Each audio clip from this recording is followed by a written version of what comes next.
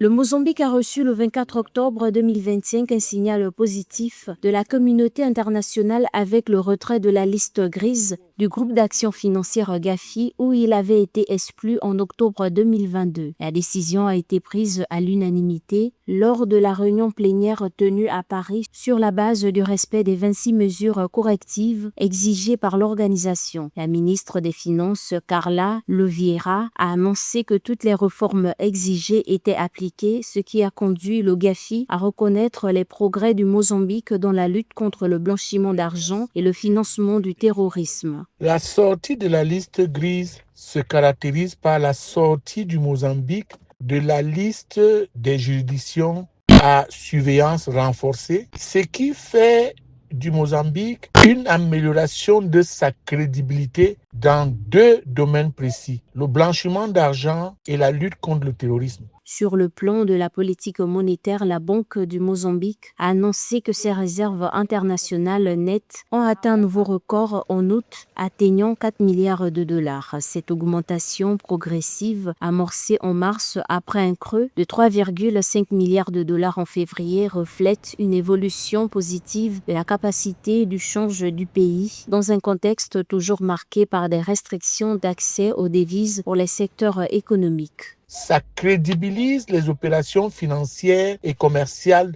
du Mozambique envers ses autres partenaires et ça permet au Mozambique d'avoir une